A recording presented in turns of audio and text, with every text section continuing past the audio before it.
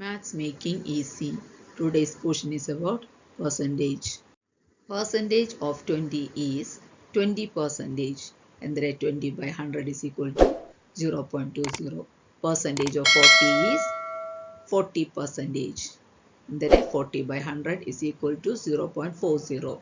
Percentage of 50 is 50 percentage. And 50 by 100 is equal to 0.50. Percentage of 80 is 80 percentage. And 80 by 100 is equal to 0.80.